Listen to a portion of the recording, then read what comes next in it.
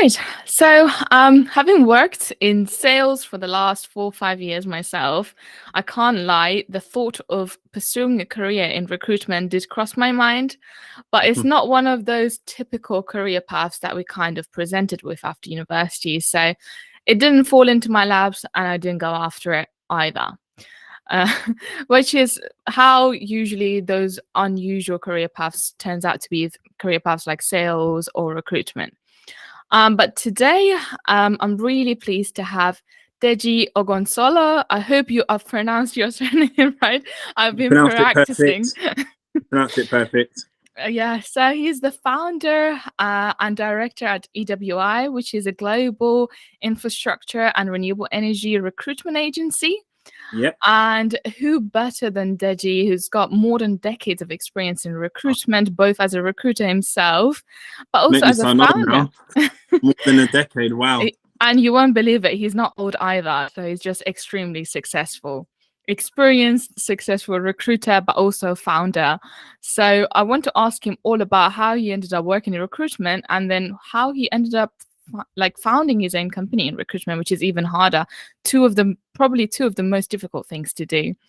So yeah, really, really pleased for this session. But before we get started, if anyone's listening and you're like me, trying to learn about different career paths, improve your employability skills, and you find this podcast useful, please support us however way you can, whether it's by sharing, liking, subscribing. It helps us quite a lot. So before further ado, would love to get started. Deji, I did some stalking. I noticed you studied business studies at university. I've got business Yep. BA. I know business studies don't usually have a direct career path attached to it. So how did you decide to go with recruitment? Cool. Good question. Recruitment. I would say it was at the time, it was one of those career paths which I wasn't planning to get into, if I'm honest with you. Like you said, business studies is a degree that is quite open, so you do a bit of finance, you do a bit of marketing, international business. It's something I studied at A level and then went on to university. And to be truthful, when I left university, I was looking at jobs online and I was looking at jobs that paid well. I had done some sales whilst at university. So I worked for Phones for You. I'm not sure if you ever remember that shop, similar to Car Phone Warehouse. Yeah. It doesn't exist anymore, but I worked there. After university, I did another sales job for 6 months, which was telesales, kind of a conference delegate seat. So selling conferences to kind of, depending on the industry, selling it to directors to come to our conference. So I had the combination of maybe a good couple of years of sales. So looking at jobs, saw recruitment, the OTEs always looked impressive and attractive, So Yeah. I thought, well, And maybe if someone doesn't know, OT is on target earnings. So for sales or recruitment, it's commonly used. You've got your base salary and then they give you commission if you sell more, right?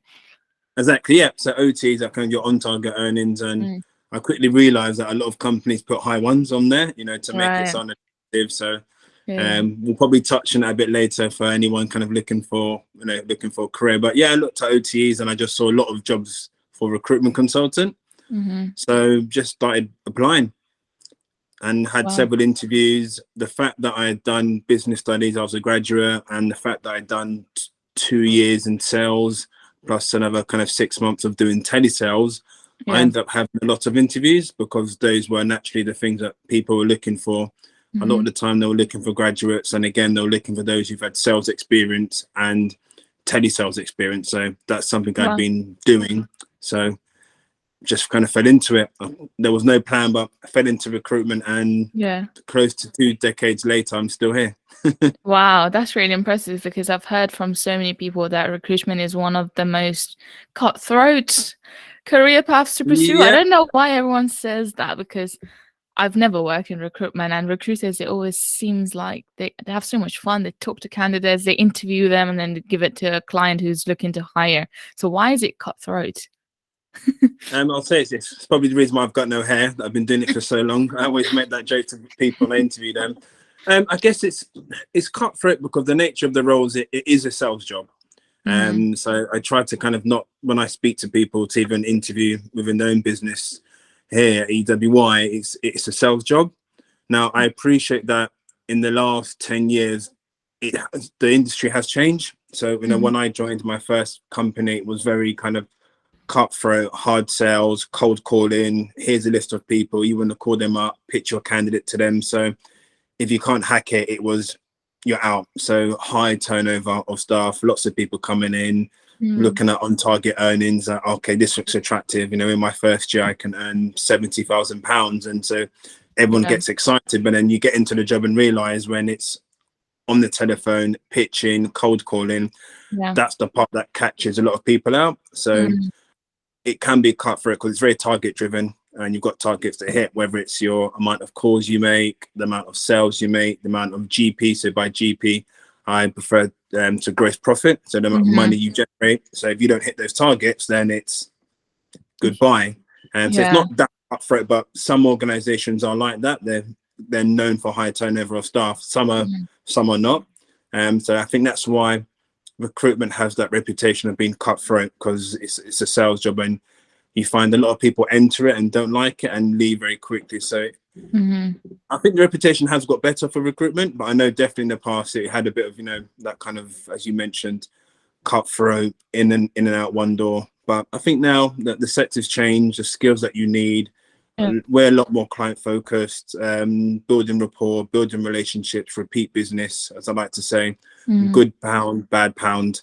Not all fees are good. You want fees with companies that you're going to get repeat business with. So it's still very much a sales job, but we are looking for a lot of more softer skills as well. So are you good at building rapport? Are you good at holding relationships? Are you good at networking? So it's not just the sales element of being able to pick up the phone and sell to anyone and everybody. Yeah, I think it's changed a little bit from the Wolf of the Wall Street days. Yeah, Wolf of Wall Street. So it's definitely not Wolf of Wall Street. I have been in offices that are like Wolf of Wall Street, I would say, in the past, where it's just sales, everyone standing up, shouting. But I would say it's changed. I would say it's become a lot more professional. The industry has become a lot more professional over the last, I've been doing recruitment now for close to 17 years now. Wow. And so I would definitely say it has become a lot more professional. There are some firms out there that are like that, but in general, I would say that recruitment is a lot more of a professional career. Hence why you're now seeing it at universities, where I speak to graduates and I ask them, how did you find out about recruitment? And they're often telling me, I found out from university, my career advisor told me about it. So it just shows that the nature of the job is now seen as a professional career. Yeah. It's a service we provide, the same way you look at lawyers and other service providers. Excellent. So we did talk about a lot of people like the low retention, and sometimes obviously you kind of need to have that persistent commitment to succeed in it, and you've survived for 17 years. So firstly, you mentioned it's not for everyone, and fair enough. What did you like about it to make you stick around, and what was it about you that made you survive for this long in this? Sounds like harsh, but I mean, you must have really liked something about it to stick around for that long. And what was it that helped you succeed? Yeah, okay, good question.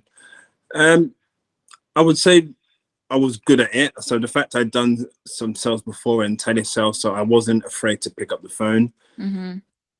Naturally, it's a job that you can earn good money. So, to be straight to the point, you can earn very good money in recruitment. And something I think for what I do is just pick up the phone and speak to people to earn good money from that is not too bad at the end of the day. But I would say you have to have resilience, and that's probably why I've stuck in it for so long. It hasn't been easy over the 17 years. When I interview people, especially graduates, I often tell them your first 6 months are going to be hard. I often tell them about my first 6 months in recruitment. It was very difficult. The company I was working with, I was doing okay, but just wasn't hitting targets, and they put me on performance management. And that was just a way to, almost push me outside my shell. And within that company, I stayed on for another 6-7 years. So it just shows that it's not the first 6 months, first year in recruitment are not easy for everyone. And it's just about your persistence to stay within there, be consistent, learn from your mistakes. it's a job where we often say you need to be resilient. So naturally, you need to show it. You know, you're going into an industry where nobody knows your name. So often I tell people, yes, you can go and join a company and you're working for EWI or XYZ. They know the company, they don't know you. People buy from people. Yeah. That's one thing about recruitment. It's a people business. I always often say it's the only job in the world where the product you're selling has a mind of its own. If I go to Apple shop and I go and buy an iPhone and I get to the front of the store and I've paid, the iPhone can't decide to change its mind and say, I don't want to go home with you, Mr. Deji. Yeah. Whereas a candidate can. You can go through the whole process. It could be a 3-month process. They've had 3 interviews. The candidate then says, I'm not taking the job. So it's that kind of dealing with those setbacks. They do happen. Sometimes you have candidates who are due to start and they call you up the day before and say, I'm not going to start anymore. For whatever reason, I've been counter offered or I can't go anymore, family situation. It's just how you deal with those situations. So it's a job you've got to be persistent. You have to have some resilience, but it's a fun job. It's rewarding. I work with great people. And I was speaking to my colleague about this today, actually, that in recruitment, we do, it sounds cheesy, but we actually get to impact people's lives. Yeah. You know, so I've got candidates that I've found their last 3 or 4 jobs. So they look back their last, 15 years, they can say, well, Deji, you found me the last 4 jobs I've had. You know, you've taken me to a project in Africa. You've taken me to a project in Asia somewhere. So you get to impact people's lives. So that is the rewarding part. And, when you get that thank you from somebody that says to you, this job I'm doing is amazing. Thank you for finding this job. I wouldn't have known about it if it wasn't for you. So it's a rewarding job. Yeah. So let's go back to, I guess, the journey of your career. So you got your first role in recruitment. I'm sure you had a lot of maybe a lot like a lot of other candidates who on their first job they have to pick up the phone, cold call and whatever. So how was your first few years of experience? And yeah, take us through the journey of your early careers and how did it progress? Cool. Well, yeah, I started recruitment a good 15, 16 years ago. I remember the first recruitment role I had was dealing with building surveyors. And interesting that job, so it's weird, when I left university, I was looking at recruitment jobs. But when I look back now, I realized why I never got the job straight away. Because when I was having interviews, I was saying, well, I like finding people jobs. I think it's HR. And they don't want you to say that. It's a sales job. So it's interesting that when I left university, I was interviewing for recruitment jobs and sales jobs in general, ended up getting a different sales job, but then was doing that for 6 months and said, actually, I like recruitment. And by that time, I knew other people in recruitment and said, actually, what you're doing, I can do because I do a lot of work on sales. I do a lot of work on the telephone. So when I went back to go into finding a job in recruitment, I knew actually, okay, this is what you want to hear, that it's not just a HR job, it's a sales job. So I'm target driven. So I ended up getting my job at the time, BBT, from a graduate fair, I believe it was. Again, walking around the graduate fair thinking, okay, I want to try and find a graduate job.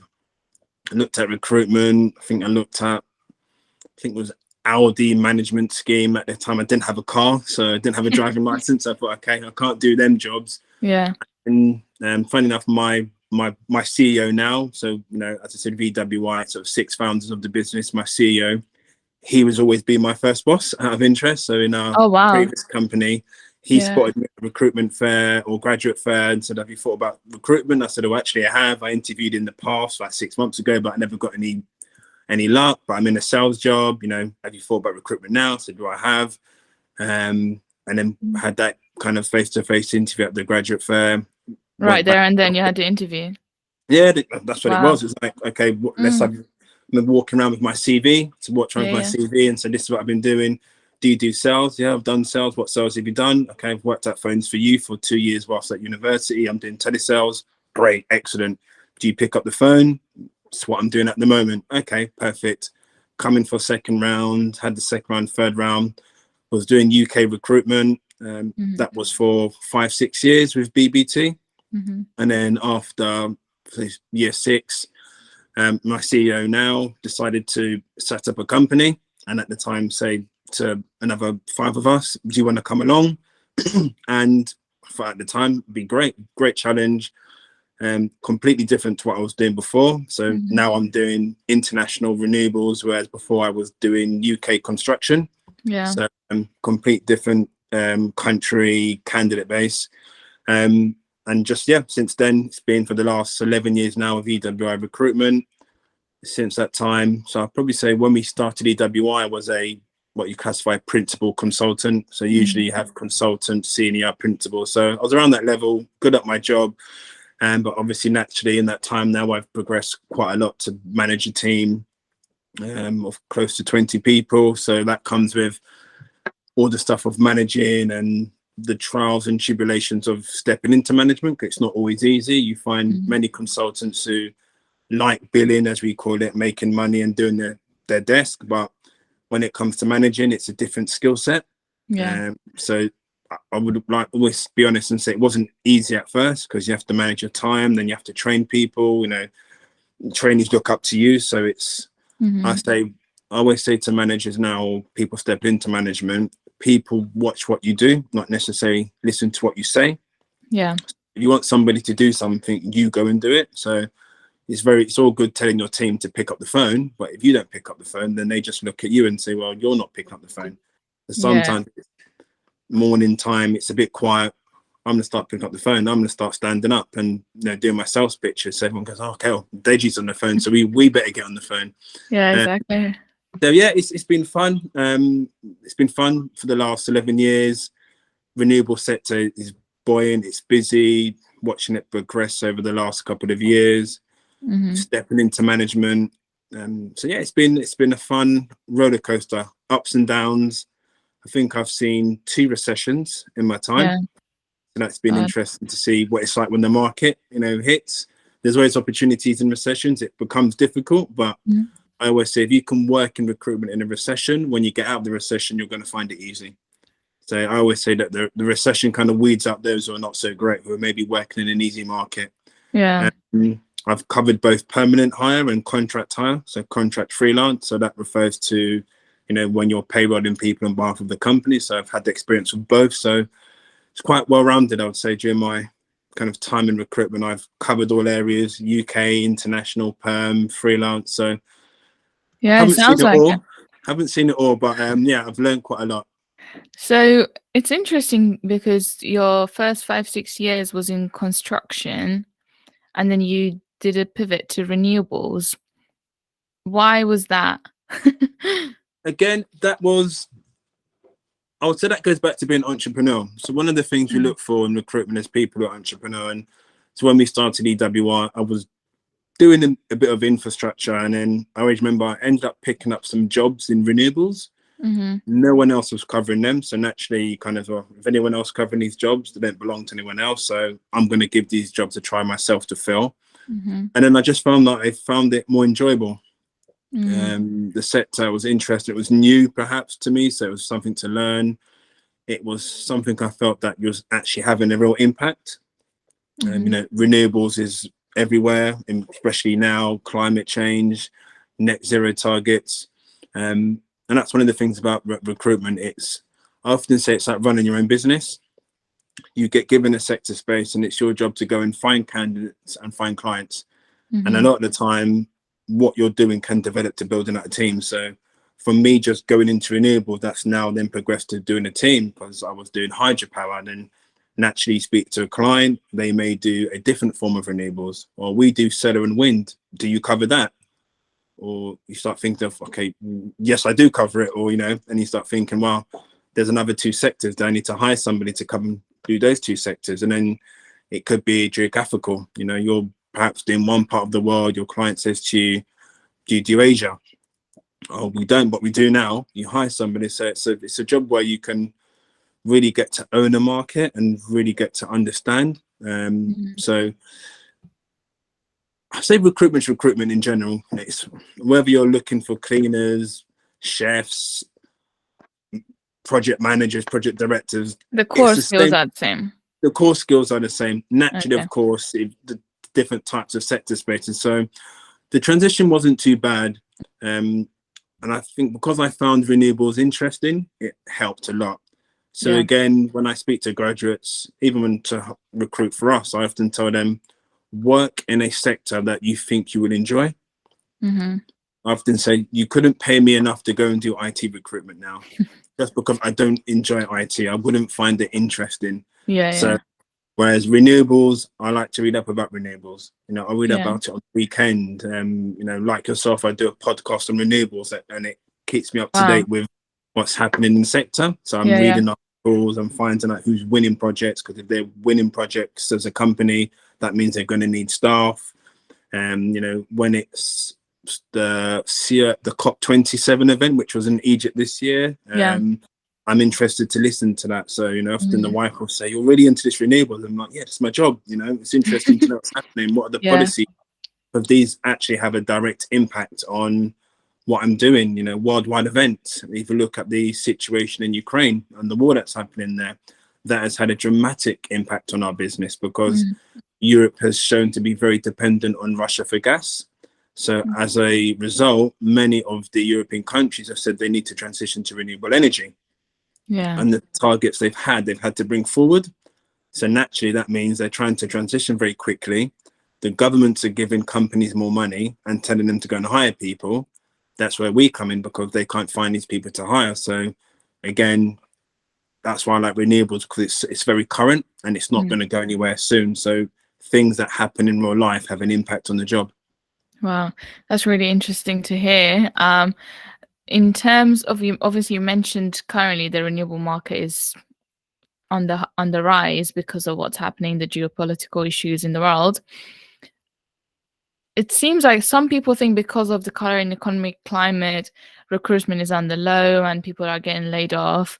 But is that actually what's happening? And if so, does that also apply to the renewable market? So from your perspective, how has the recruitment landscape shaped, like since the economic downturn we've been facing? Yeah, I think it depends on the sector. So of course, renewables is good at the moment. So, you know, despite the economic downturn, it's good because renewables are being pushed. That's the reason why as a business we do infrastructure and renewables, because for us, even in economic downturn, these are things that need to happen. Every country needs infrastructure. So even if you look at the UK and the Crossrail project, how much money has been spent on Crossrail? Regardless of what's happening, money gets spent on big infrastructure projects, like renewables. So that's why we choose these sectors, because they're not recession proof, but they always get money by governments.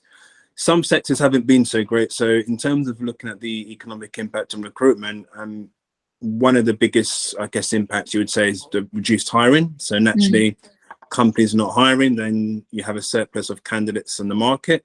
And that means companies don't need you as a recruiter, because it's, well, we find people ourselves. Lots of our clients have big talent acquisition teams.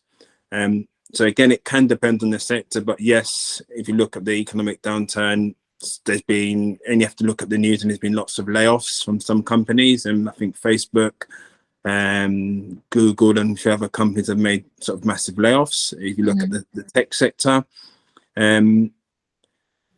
so again, it very much depends on the sector that you're working in. Some have been impacted hard, some have been impacted more than others. If you look at the impact of the economics and a bit of COVID as well, it has changed the way we work. So if you look at working remotely, once upon a time, many sectors didn't operate, you know, that kind of working remotely hybrid policy. Now, I would honestly say 99% of the candidates I speak to ask that question. You know, what is the policy for working remote? So these are the things that have kind of changed industry quite sizable over the last couple of years.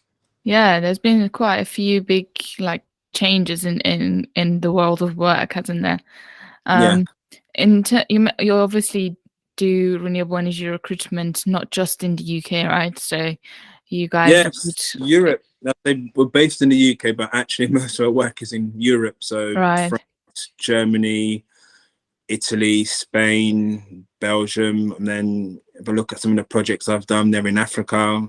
Most recently helped a client for a project in Ivory Coast. done work in Nigeria, done work in Asia. So that's one of the things I enjoy in terms of doing international recruitment. We are truly international and get to have a good scope of the world and activity. So where would you say candidates will have the most amount of opportunities if they want to work in the renewable sector? Because I know, well, I actually going Good back to my question. background as well, because I studied chemical engineering at university, and a lot of my peers, sometimes some of them they go to oil and gas, but hopefully most of them not anymore. So renewable is another big one, but I'm not sure how the UK market is doing compared to Europe or the rest of the world when it comes to. I'd say the UK market is busy, and stuff like wind, offshore wind, and wind is going to be quite. It's busy now, and it's going to be busy over the next couple of years. If you look at sustainability, because anything in that kind of renewable space, so you look at clean tech as well. So I think if you are passionate about renewables, then there's work out there. Companies are still hiring. Yes, there has been a slowdown, from some companies because they're a bit cautious in terms of the forecast. But overall, I would say the market is a good market to get into if you're a young graduate, whether that be in recruitment or actually working directly with renewable companies. So I guess going back to the first question as well, where would you say in Europe? I know it's not so much easier now anymore with Brexit, but that's changed it a lot. That has changed it a lot. Brexit, definitely. But it's still reasonably within reach for like Brits if they want to experience living abroad, but also be in a market that is more receptive to renewable energy and changes. So which areas or which countries would you say there's a lot of opportunities right now to work within the renewable sector? Germany, Italy, France, Netherlands. I think, of course, there's an element of language skills. So realistically, if you're going to work in France, you need to speak French. Okay. French. Same way for Germany. I mean, there's some countries where, and I've got some German clients who have international offices, so the actual language spoken in the office is English, because it's the one common language. But again, if you're going to live somewhere, then you're going to want to immerse yourself with the local culture and environment. So for a UK graduate wanting to work abroad, I would say if you've got language skills, then that's something definitely I would say will help you. If I often say I don't have many regrets, but I wish I took languages more seriously at university, because now, not even at university, at secondary school, because now I realise how valuable having language skills are. Even some of our clients, all that person speaks French and Italian, okay, they're going to be great because we're based in France, but we have projects in Italy, and that means we can use that person as well. So language skills are definitely one that if you've got those, it's going to help you work abroad. But again, places in Scandinavia, lots of people speak English. Likewise with Germany, Netherlands as well. So it doesn't have to be you speak another language, but it will help you if you are a UK graduate trying to work abroad. Yeah, for sure. I mean, it's never too late as well. So no, never too late. You did want to learn, but I'm sure with your busy schedule, learning. I have tried to learn some. I think with learning a new language, you have to really immerse yourself. So doing it once a week. I think you'd have to watch. If you're going to learn Spanish, watch programs in Spanish, listen to Spanish music. Yeah. Find a Spanish friend who can tell them, look, from now on, don't speak to me in English. I think with languages, you have to be pushed outside your comfort zone. Yeah. Unless you're then picking up every day. So in my team, I've got lots of language speakers, and they often say that once they move to the UK, their English increased dramatically because they were using it every single day. So if you're not using that language, it's all good learning it once a week in a classroom, but you really have to kind of be doing it day to day and then push yourself out of the comfort zone. So as you said, it's never too late. So you never know, in a couple of years' time, I could be speaking fluent French. There's hope. Yeah, I have all beliefs in you, so go for it. We talked about how it's more, perhaps there's less opportunities in the market now because of what's going on. Obviously, companies are still hiring, but maybe it's more competitive. So what can candidates do to strengthen their applications and increase their chances to kind of get through to the interview stage? Like, is there, besides, I mean, we all know that we really need to have a good CV, whether the market is good or not. Like, you need to have the basics right. But what are the things they can do to kind of stand out or to really make an impression? Okay, is this in recruitment or just in general? In recruitment first, maybe, and then maybe like broadly as we can as well. Yeah, I mean, to be fair, you can apply them both together. I mean, as you Yeah. said, it's quite competitive. So, you know, often if we, you know, post an advert, you get lots of responses. I think just doing what you can do to stick out. So if you can find the name of a hiring manager, then sending your CV directly to the hiring manager, as opposed to the resume at xyzcompany.com. Because you have to appreciate, if they have a central email address for CVs, then lots of CVs are going to go there, and then your CV is going to become one of many. So if there's a hiring manager there, try and find the contact details of the hiring manager so you can send your CV directly to them with a personal email, because then it will show someone that you're very interested. So again, I like it when sometimes we receive an application and if someone says, "Hello Deji, I've seen that you're looking for recruitment consultants, so I thought I would message you directly." So for me in recruitment, that's a great skill, because part of our skill is finding people who've got jobs or finding clients. So if you're going to take that approach when you're finding a job to hit me up directly, then I assume you're going to do that in the job itself. So I'm like, oh, okay, I like what that person did. Yeah. Instead of just pressing apply and sending it, they thought, okay, I'll do that, but there's Deji, I'm going to find his email address or call up and apply directly. So it just shows that you're very keen and you're kind of not just sitting there pressing apply and, you know, kind of apply with no thought in the world. Yeah. For you to send someone a personal email means you've had to go and search the email. Again, just being direct, I'd say probably the one tip I can advise is be direct, persevere, because I understand it can be frustrating sometimes. That speak to graduates sometimes and they say, you know, they're applying for jobs and it feels like it's going into space. Yeah. You hit apply and nothing responds back. So yeah, just persevere. It can be tough. Go back to when I was a student and a graduate, and I remember sometimes you just apply and you sometimes think, okay, when is something going to come? So just be persistent and try and stand out as much as you can. Not necessarily with a CV. I'm not saying you need to put loads of color on your CV to stand out. Yeah. I mean, when it comes to CVs, keep them always professional in a nice format, but just try and be direct, research companies. What else is there? Yeah, hiring managers, line managers. So maybe in your experience to date, has there been like a candidate where they've really made an impression on you? Candidates I'm trying to place or to work with EWI? Either, like a candidate that kind of really did something or reached out to you in an unusual way, or either to work for a client or for your company that you really made a really good impression on you. Yeah, I can go back to maybe someone we didn't end up hiring them in, because I think they maybe might have taken another job, but they sent their CV through the kind of the application. So they hit apply, they sent it directly, and then followed up with a call. Wow, they called you personally? Called me personally. Like, wow.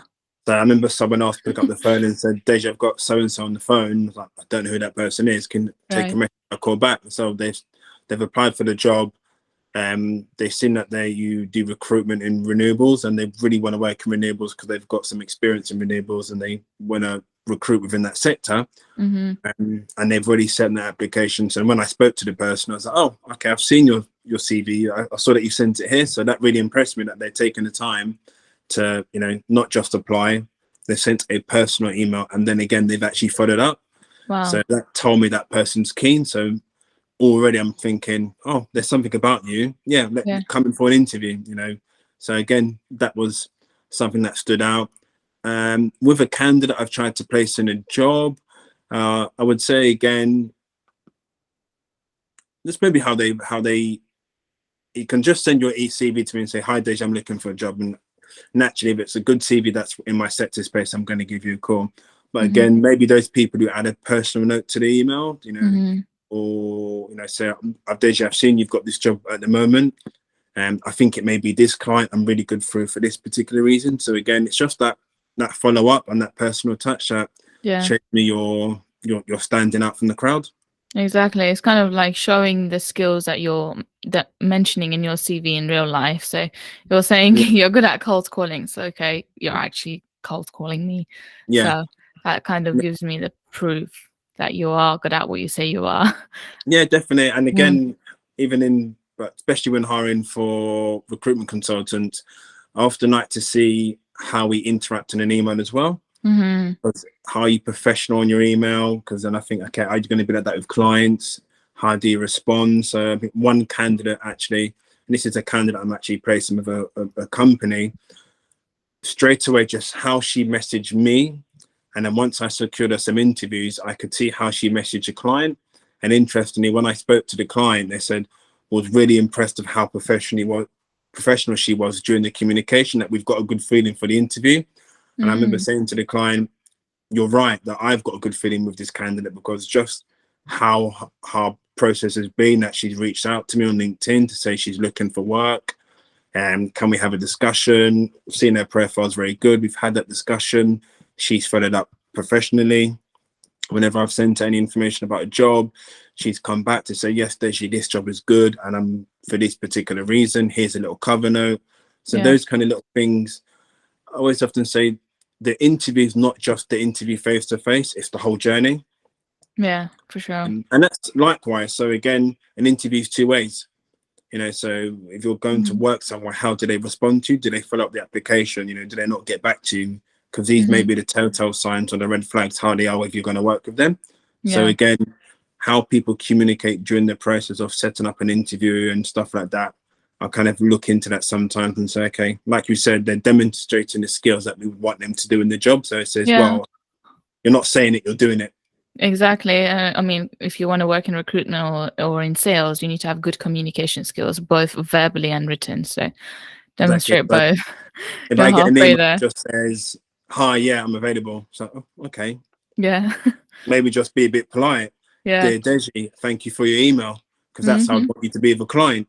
Dear client, thank you very much for sending the job spec. Can we arrange a time to call? Not just, cheers, I'll get you some CVs. No. So like you said, demonstrate the skills that we want you to show in the job. Exactly. And my final question on the job advice side, like a lot of, obviously, if you're a recent grad, you don't have experience. A lot of grads do. They do like summer internships or work experience here and there, but you might also not have any experience, which is, I think it's fair enough if you don't. But if you're an international student, it might be extremely hard for you to get experience, for example.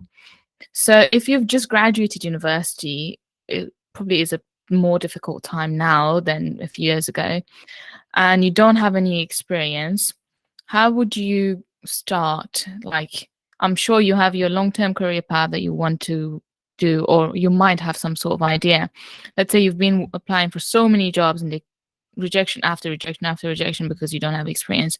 So is there something those people can do to strengthen their CV so that they can upskill themselves whilst adding something useful to their CV to increase their likelihood of securing at least an interview? Very, very good question. Good one. It's difficult because I know the cost of living and everything. What I want to sometimes, if you can not offer your services for free, because everyone should be paid or kind of rewarded, but if there's any way you can offer, if it's a day or weeks, a day a week somewhere, just to show, I'm very, especially as a graduate, so if you are whatever industry, if you're in aviation, find an aviation company and say, look, I'm really passionate about aviation. I've just studied it. I've just passed my master's. Can I do 1 day a week, just to be in your office? I want to just help out. I want to immerse myself. Doing something like that, perhaps, where it just shows your keenness that, someone, oh, wow, okay, you're really killing this, aren't you? And sometimes a role may be created for you. So again, that's maybe one thing you can do, is just offer your services for, I don't like saying for free, but just see if there's any way you can, whether it's 1 hour a week or half a day a week, and just say, look, I really want to come and work in the office. Well, how can I help? I just want to immerse myself, want to speak to you. Yeah. Even what I you're don't think it doing. should. Yeah, Karen? Yeah, I don't think it should be a taboo. Like a lot of people look at it in a bad way. Oh, you don't want to work for free. Someone's taking advantage of you. But Yeah. think of it, you're upskilling yourself. You have to pay for a Yeah, course online to learn a skill. exactly. Now you're Yeah, just doing true. it for free. No, Right? exactly. It's very true. So, again, just to work somewhere and, again, if it's an office and they've got a PC and a laptop, then I say, well, at least at lunchtime, you can still apply for jobs, Yeah. but go somewhere, do an internship. After that, I just want to do, a week here, 2 weeks there. And sometimes that will build up your kind of experience, your skills. And most importantly, one of the skills which is great in recruitment is building up your network. Yeah. So if you work somewhere, you've got a reference that you can use. You can ask them to write you a cover note to say, yes, Deji worked here for 2 weeks and did a placement here, was very good, very passionate about what he was doing. And all of a sudden, if you've got 3 or 4 of those, and then you start applying and you start sending those, you say, oh, wow, you've really been out there. Look, I want to get experience. I've been able to get paid work. So I've been offering my services, for a week here and there with companies to get experience. And I've got these references and these are all people renowned in industry. Then again, it's going to strengthen your chances. So just, again, it's about putting yourself out there and, speaking to the right people. Yeah, no, I totally agree. I think that's definitely the way forward, or even finding charities that work in that industry sector. Yeah, Or definitely. there's always Volunteer work. organizations. Yeah, yeah. Okay, perfect. So I've kind of we've got a closing tradition. We Okay. can keep this brief because of your background. We've touched on that quite a lot already, but if you could have, let's say you've got a grad listening to you right now, Okay. and they don't know where to start, like they've finished university and they need to improve their employability skills, they need to gain experience, they don't know what to do and where to start, and they're quite overwhelmed by all of these things. If you could give them one call to action that they could do today or tomorrow to get started on their career development journey or to finding that job, if they could do one thing to kind of get started, what would you say they should do? Good question. Every week, challenge yourself to message 3 people directly. Wow. Okay. And what would you say to those 3 people?